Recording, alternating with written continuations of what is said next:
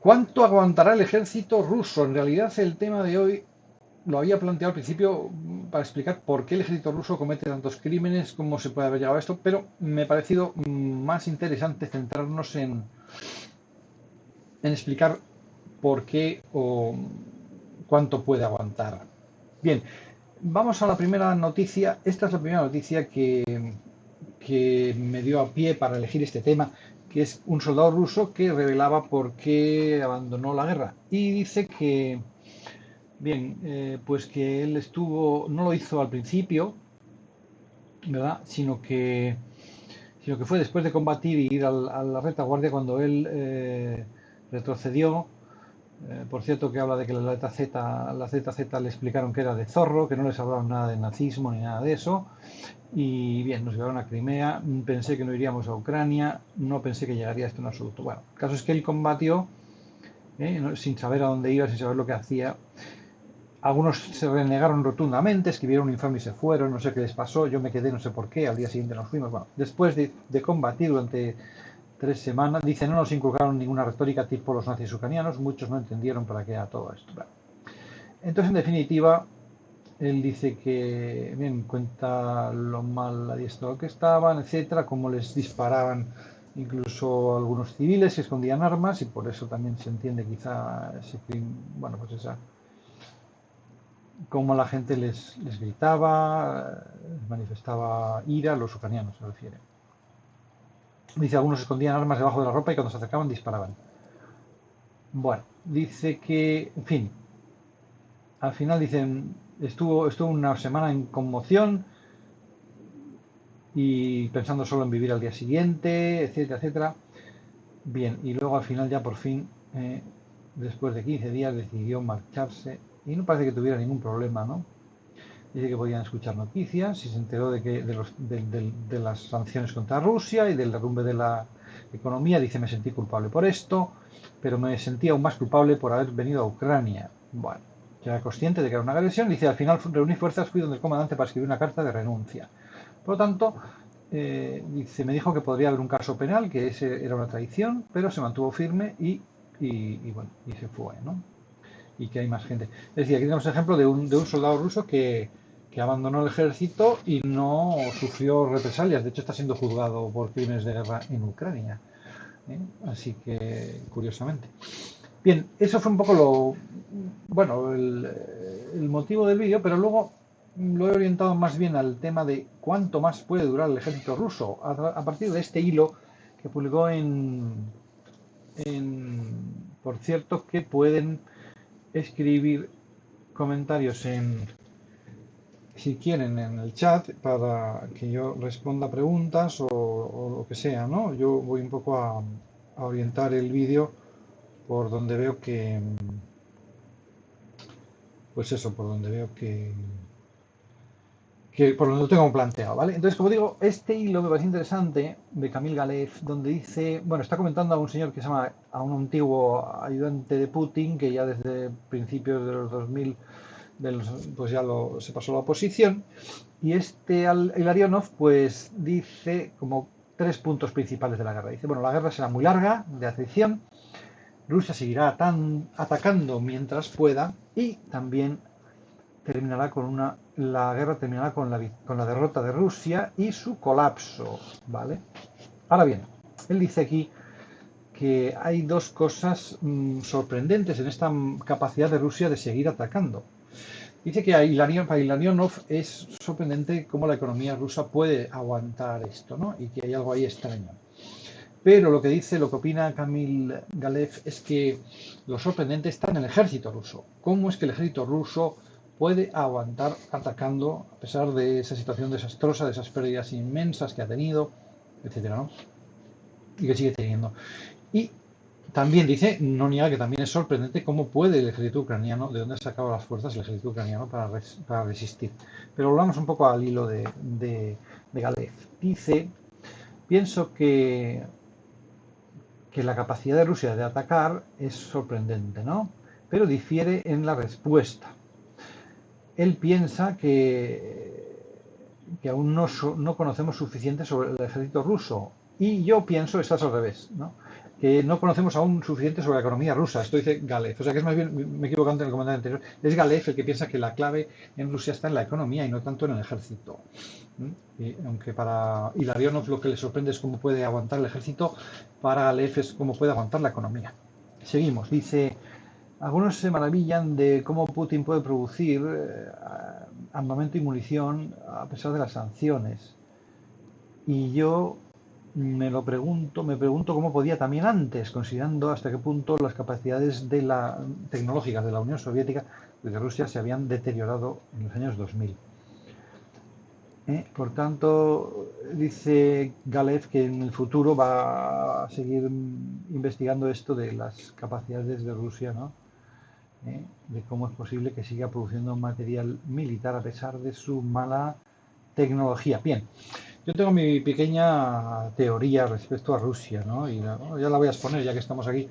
Y es que Rusia, en definitiva, no importa para nada la gente. Rusia es un estado tan rico, con tantos recursos, que el gobierno y el Estado puede prescindir de la gente por completo. O sea, puede funcionar con la oposición absoluta y total de todo el mundo, ¿no? Y sin embargo, el gobierno seguirá siendo fuerte y seguirá teniendo una fuerza inmensa. Por eso, en definitiva, el ejército ruso puede llevar una guerra de atrición, que se llama, una guerra de desgaste, diríamos más bien en castellano, todo el tiempo que quiera y al margen de la opinión pública absolutamente. Siempre y cuando tenga soldados que sacrificar. Esta es un poco la clave que yo creo que vamos a tratar en el programa de hoy. ¿Cómo consigue Rusia esos soldados? Bien, el siguiente punto que quería tratar, ya hemos tratado lo de la CNN, es este artículo sobre las élites, de dónde saca, estamos viendo de dónde saca el ejército esa lealtad, de dónde sale la lealtad a Putin. Bueno, pues una de las respuestas probablemente está en este artículo publicado aquí en The Insider Rusia. Aquí vemos una foto de Putin caracterizado como Brezhnev, ¿no? En plan envejecido, como sería Putin dentro de un montón de años, ¿no? Y bueno, pues diríamos que, vamos a ver si consigo. Bueno, pues dice, entonces han hecho un estudio y han comprobado que las élites de Rusia en un 60% proceden de la nomenclatura soviética. Y entonces tiene una interesante teoría sobre la caída de la Unión Soviética, es que la Unión Soviética no cayó porque el pueblo ruso lo exigiera, sino porque eran las élites jóvenes, los jóvenes de la nomenclatura, quienes por la gerontocracia del sistema de la Unión Soviética no encontraban salida, no conseguían ascender puestos y por eso hicieron caer la Unión Soviética para poder tomar el poder los jóvenes, pero siempre los jóvenes que procedían de la nomenclatura, no de la democracia, no el pueblo. Por lo tanto, en Rusia nunca ha gobernado el pueblo, sigue gobernando la nomenclatura. Lo que pasa es que los que eran jóvenes en los años 90, cuando cayó el comunismo, ahora son más viejos y ahora bloquean a su vez el paso, ¿no? Entonces dice que la mayoría de los funcionarios pues proceden de esa élite de la nomenclatura soviética, en concreto el 60%, que dice la diferencia enorme con respecto a Rusia, Polonia y Hungría, que tienen menos de un tercio, de Polonia y Hungría, que tienen menos de un tercio de ex nomenclatura comunista. En Estonia tiene un 44%, ya se acerca, y en Letonia llega al 67%, en Lituania al 47%, ¿vale? En cambio, dice aquí que cuando Yeltsin era hasta el 80% procedía a la nomenclatura. Bueno, pues esto es un poco una buena explicación de por qué. Dice, ¿qué tiene que ver con la guerra en Ucrania? Pues eso, ¿no? Dice, la opinión de Putin es lo único que cuenta, ¿eh? Y bien, y luego, pues eso, que no hubo no cambió nada lo único que hubo cambió la edad. Ascendieron gente de la misma nomenclatura, más joven. Y por lo tanto, la conclusión que sacan estos señores es que cuando acabe esta guerra y se derrumbe el régimen de Putin, habrá que hacer aquella depuración que no se hizo al caer la Unión Soviética. Es decir, que habrá que realmente permitir, no tanto eliminar, que siempre hay que eliminar, lógicamente, pero suena muy feo decir eliminar, que hay que eliminar a la gente, pero sí permitir el acceso democrático de la gente al poder, ¿no? El acceso a los liderazgos, ¿no? Bien. Siguiente punto. Nos dice aquí los generales del ejército Dice aquí en este vídeo, bueno, es un vídeo, pero esto no es un vídeo, es que un tercio de los sí, en este vídeo de Popularna Política, que un tercio de los 166 oficiales superiores del ejército ruso identificados en Ucrania tiene deudas que no puede pagar. O sea que aparece ya por primera vez el problema. Estos son los oficiales. Dice, un tercio de estos oficiales rusos identificados tiene deudas que no puede pagar. De esos 166 generales,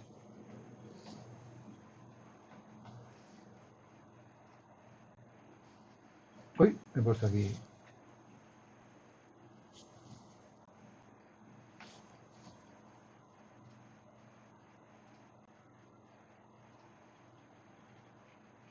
Vamos a traducir un poquito para que... No puedo, no me lo traduce.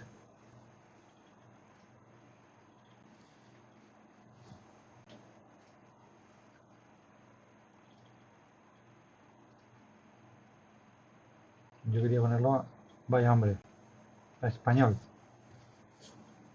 vaya hombre. Bien, vamos a dejar el anuncio aquí en paz.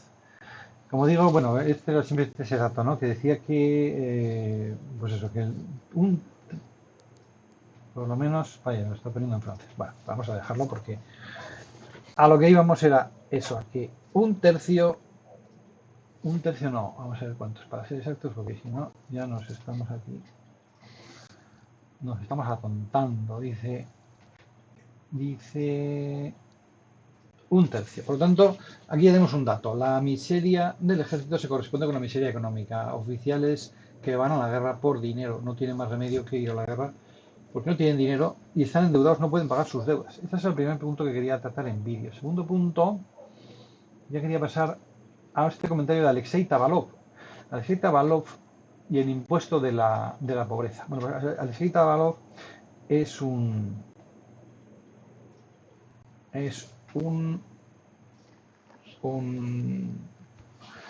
activista, un jurista que trabaja en defensa de soldados de reemplazo que están condenados, etcétera, bueno, para ayudar a los soldados, etcétera. Entonces, una de las cosas que dice aquí en este vídeo es eso, que me ha llamado la atención. Dice que a pesar de las inversiones millonarias, para reformarlo, Rusia tiene un ejército pues de asesinos, en definitiva. Esto lo dice en el minuto 0,72, y que las causas son la corrupción y la externalización. Él comenta que la externalización al principio parecía buena idea, el de externalizar gastos, hacerlo más rentable, etcétera, pero eso ha llevado a la corrupción. Y al final los soldados están sometidos a una presión terrible, amenazados de muerte, dice en el minuto 3,23, y van al ejército a causa de la pobreza. La pobreza les empuja. Por lo tanto, el principal, bueno, es un ascensor social, por así decirlo. El ejército es el único ascensor social para los más pobres. Entonces, la pobreza explica esta adhesión al ejército. Y después, dentro del ejército existen prácticas, esto lo explica a partir del minuto 7, de supresión de la personalidad. En eso se han mantenido prácticas de la época soviética y de la edad de la URSS, que facilita que muchos jóvenes sin formación, ni siquiera formación militar, se alisten voluntariamente. En definitiva, lo que queríamos llegar un poco con ese primer inicial planteamiento, es decir, por cómo es que el ejército ruso se ha convertido en un ejército de asesinos y como, pues porque estas personas van sin formación, primero porque son pobres, están forzadas por la pobreza y después pues llegan al ejército con una, bueno, con una total falta de formación, incluso militar, y se les cultiva en la supresión de la personalidad. No tienen personalidad. Ya vimos cómo hay excepciones, como este soldado del principio que vimos que pidió la excedencia y que se fue del ejército, pero vemos que es una minoría. Entonces vamos a ver si Tavalov nos saca un poco de dudas a este respecto.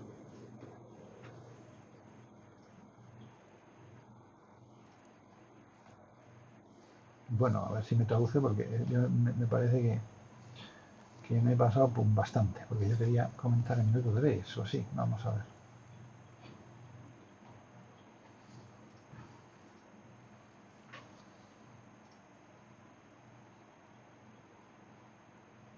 Bueno, pero en fin, las ideas El vídeo lo tienen en la descripción, con lo cual las ideas ya las he traducido, con lo cual tampoco hace falta ver el vídeo, ¿no?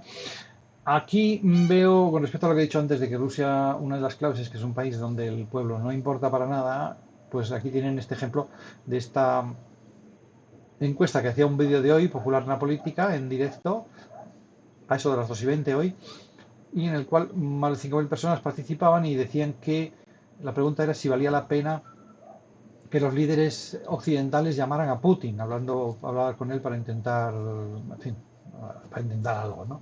Y bien, y dice que hay que el 83% de los rusos que intervienen en esta encuesta dicen que no vale la pena intentar disuadir a Putin de nada. Es decir, los líderes occidentales no pueden hacer absolutamente nada. Putin se deja llevar por su orgullo y tiene un ejército sumiso que va a seguir adelante. Entonces vamos a seguir el siguiente punto que quería tratar. Hemos dicho ya lo de las causas de la corrupción en el ejército. La mentalidad. Bueno, la mentalidad, un ejemplo de esta mentalidad sumisa y asesina, lo tenemos en Oleg Matveyev. Bueno, pues Oleg Matveyev, este hombre le han publicado en El Mundo, por eso quería un poco desagraviar al pueblo ucraniano, porque le han publicado en ese periódico español una entrevista a este hombre, que es un asesino, y en este vídeo que vamos a poner, pues habla con un soldado y le está indoctrinando y le dice eso, que Putin es la personificación de la nación y por tanto no tiene que preguntar la opinión de nadie, no tiene que preguntar qué opina nadie porque él personifica la nación. ¿Eh? Y él ya sabe qué es la realidad. Por tanto, la realidad no le puede hacer cambiar. Aquí se comprende que la gente que conoce bien a Putin, ¿no? Y los propios rusos en general saben que la realidad le resbala al gobierno ruso, a Putin y a todos los autócratas que han sido en los siglos de existencia de Rusia, porque jamás ha habido una democracia, ¿no? Entonces, ellos se consideran personificación de la nación y no tienen que pedir opinión a nadie, ya saben lo que es la realidad. Él se está indoctrinando a un soldado y le explica qué es la nación y por qué hay que obedecer a Putin, por qué hay que obedecer a Putin a pesar de que sus decisiones sean impopulares, ¿vale? Aquí está este vídeo, lo pongo un poquito para que se vea qué clase de personal. Este señor es diputado y como digo, pues eso, ¿no? Fíjense qué tonterías puede decir, ¿no?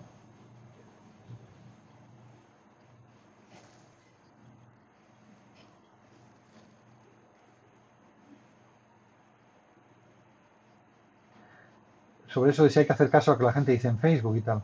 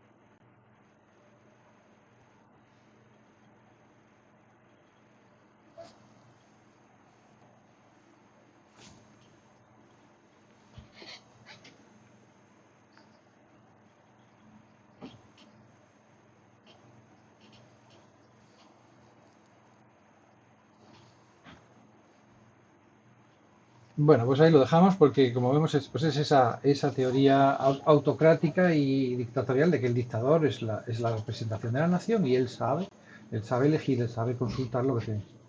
Vaya, qué desastre. Anuncios, por Dios, no. Bueno, vamos allá. Y bien, pues no sé si había algún vídeo más que consultar.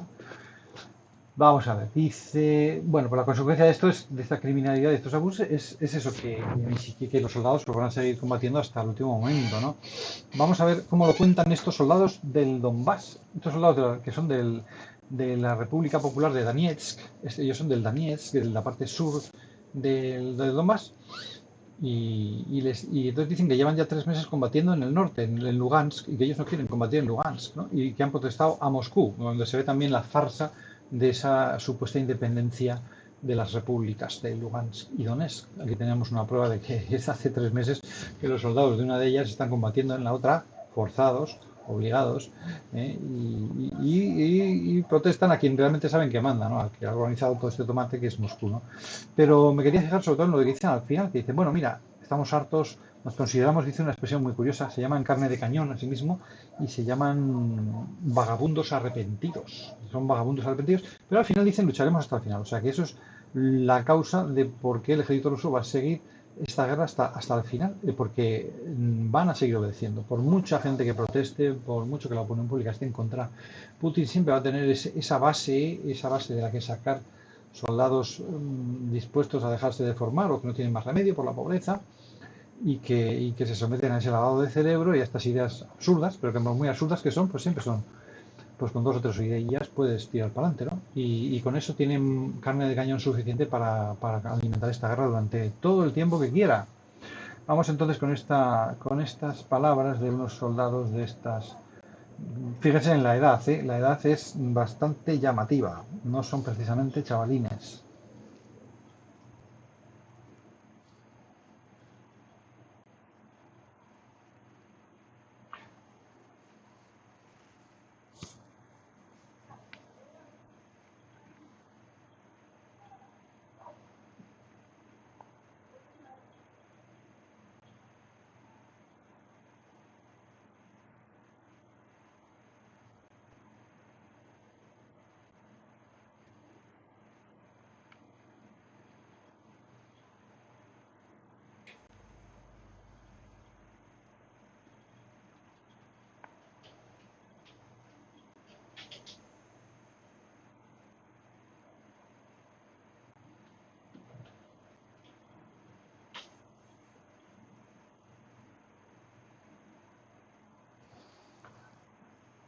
Bueno, pues aquí se ve, ¿verdad?, donde dice que aguantarán hasta el final, ¿no?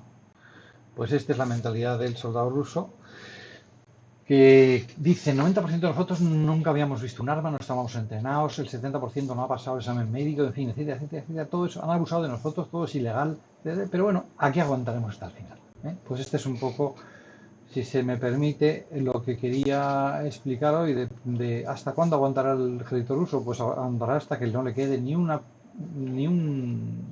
Han dicho que ha tirado 2.400 misiles y que como mucho le quedan 1.000, o sea que para julio debería acabársele. A este ritmo ya no deberían tener misiles, pero misteriosamente no sabemos de dónde sigue sacando armas, no sabemos de dónde, ¿no? Tiene unos recursos económicos o sea, sin fondo. Y es lo que decía mi teoría esa, que la teoría esta de Camille Galev, que dice que va a explicará un poco el misterio económico. Y bueno, ya mi opinión particular es esa, que realmente Rusia pues siempre ha sido un país que no depende para nada de sus propios ciudadanos, ¿no? Porque tiene tantos, y tiene tanto dinero y tantos medios, que siempre podrá hacer lo que le dé la gana al gobierno al margen de la opinión popular. Por eso jamás ha habido democracia en Rusia y vaya usted a saber si la habrá. Si no se lo proponen muy seriamente, va a ser muy difícil que la haya. Pues nada más, yo por mi parte me despido. Muchas gracias, hasta pronto.